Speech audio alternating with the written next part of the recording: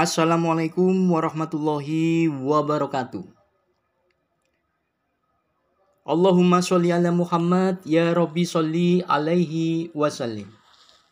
Lillahi ta'ala inna lillahi wa inna ilaihi roji'un.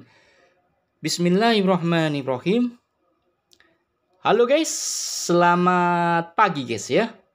Pagi-pagi hari subuh ini guys ya. Masih seger banget guys, kita bicarakan sesuatu yang sangat teramat penting sekali ya. Bagi kehidupan umat manusia ya. Sebagai ilmu paling utama ya. Sebagai ilmu paling pokok dalam kehidupan manusia, yaitu ilmu ajaran suci mancing ikan. Kenapa demikian? Karena mancing ikan dan agama itu lebih tua mana? Jawab kalau bisa, jawab kalau sanggup, jawab kalau mampu. Mancing ikan dan agama lebih tua mana?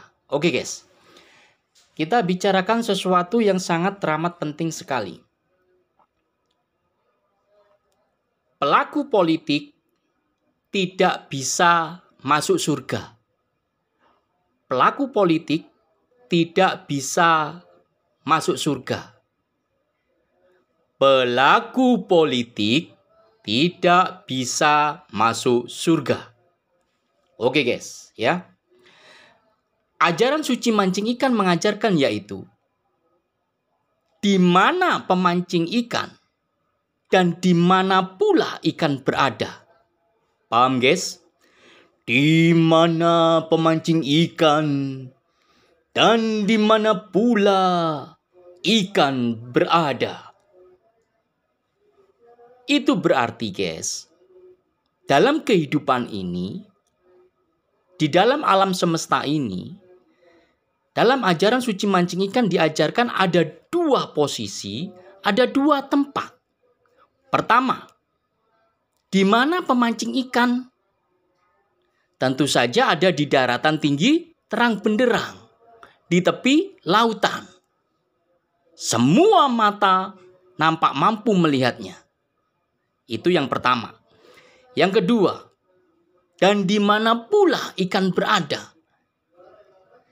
Ikan berada di air gelap gulita, hitam legam, lautan. Paham guys ya? Ajaran suci mancing ikan mengajarkan yaitu, apakah matamu mampu melihat ikan di dalam air gelap gulita, hitam legam? Paham guys? Apakah matamu mampu melihat ikan di dalam air gelap gulita, hitam legam? Tentu saja tidak mampu. Baik itu di perairan laut dangkal maupun di perairan laut dalam, kita tidak mampu melihat ikan. Paham ya guys ya? Nah, inilah perbedaan dua tempat, dua posisi dalam kehidupan di dalam alam semesta ini. Pemancing ikan berada di daratan tinggi terang benderang, di tepi lautan. Semua mata nampak mampu melihatnya. Dan yang kedua, ikan berada di air gelap gulita, hitam legam. Semua mata tidak mampu melihatnya. Paham ya guys ya? Beda lu. Bertolak belakang lu ini tempatnya. Oke guys. Kita bicarakan secara mendalam. Ajaran suci mancing ikan mengajarkan yaitu, pemancing ikan hanya memegang erat-erat coran pancing. Paham guys? Pemancing ikan hanya memegang erat-erat coran pancing. Itu berarti guys, pemancing ikan itu hanya memegang erat-erat coran pancing, bukan memegang yang lainnya. Apa yang lainnya itu?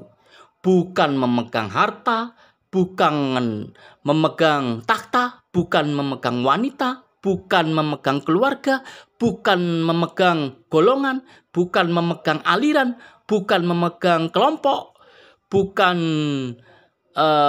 memegang senjata, bukan memegang virus, atau bukan memegang bom nuklir untuk menggebuk rakyat, apalagi menggebuk umat manusia secara luas. Bukan. Ataupun bukan memegang semua yang tidak kelihatan. Paham maksudnya guys ya? Yang dipegang pemancing ikan hanya memegang erat-erat joran pancing. Kenapa demikian? Kenapa hanya joran pancing yang dipegang? Ajaran suci mancing ikan mengajarkan yaitu joran pancing tidak pernah bercabang. Paham guys? Joran pancing tidak pernah bercabang. Mantap. Mantap jiwa guys. Joran pancing tidak pernah bercabang. Itu berarti searah, lurus, garis lurus, jalan lurus, yaitu jalan yang diridhoi oleh Zat Tuhan Allah, bukan jalan mereka yang sesat.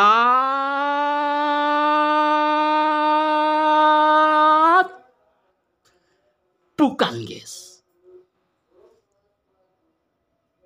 Jadi pemancing ikan itu jelas sekali berada di tempat daratan yang tinggi, terang benderang, di tepi lautan, semua mata mampu nampak melihatnya, dan hanya memegang erat-erat joran pancing, yaitu tidak bercabang, searah, lurus, garis lurus, jalan yang lurus, yaitu jalan yang diridhoi oleh Zat Tuhan Allah, bukan jalan mereka yang sesat.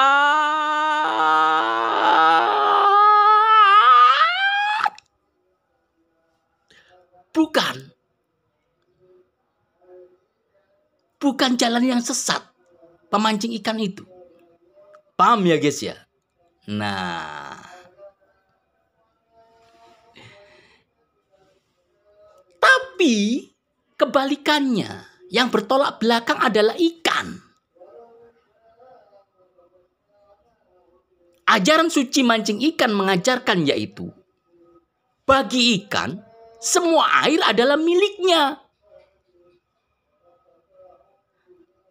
Bagi ikan semua air adalah miliknya. Paham guys? Wajar kalau di lautan itu ada ikan yang gemuk-gemuk, gemoy. Ada ikan yang bergigi tajam. Ada ikan yang besar banget. Ada ikan yang panjang. Ada ikan yang cantik-cantik. Ada ikan yang lucu-lucu. Itu kan gambaran daripada harta, takhta, wanita, keluarga, golongan, kelompok, aliran, senjata, virus, bom nuklir, dan semua yang tidak kelihatan lainnya yang ada di lautan. Paham guys? Itulah politik. Jadi kalau kamu ingat lautan, ingatnya cuma satu. Politik. Jadi kalau kamu ingat ikan, ingatnya satu. Politik. Makanya jangan heran pelaku politik tidak bisa masuk surga. Itu sunatullah. Itu hukum pasti. Itu hukum alam. Kodrat dan irodat takdirnya begitu. Maka sebagai manusia, jadi orang, otakmu jangan diizinkan ada politiknya. Tapi jadilah pemancing ikan. Di daratan tinggi terang benderang, di tepi lautan, semua mata nampak mampu melihatnya. Hanya memegang erat-erat joran pancing.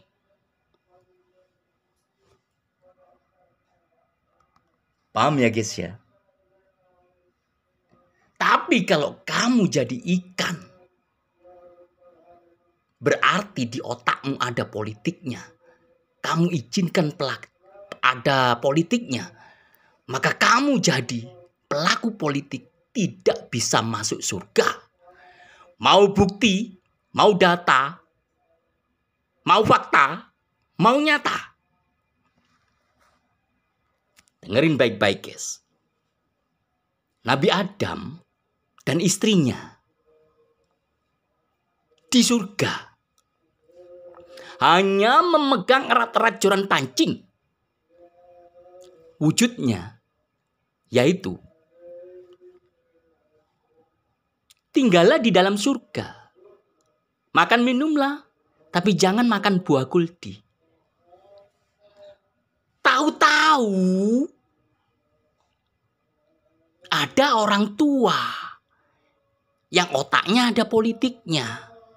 Kemudian orang tua yang otaknya ada politiknya itu mentransfer politik ke Nabi Adam dan istrinya. Nabi Adam dan istrinya mengizinkan otaknya ada politiknya. Apa yang terjadi? Kemudian Nabi Adam dan istrinya makan buah kuldi. Gara-gara mengizinkan otaknya ada politiknya. Makan buah kuldi. Fatal. Akibatnya Nabi Adam dan istrinya dikeluarkan dari surga. Itulah akibat mengikuti pelaku politik, yaitu orang tua yang otaknya ada politiknya, yaitu iblis. Jadi pelaku politik itu adalah iblis yang nyata. Pantas tidak bisa masuk surga. Paham di sini?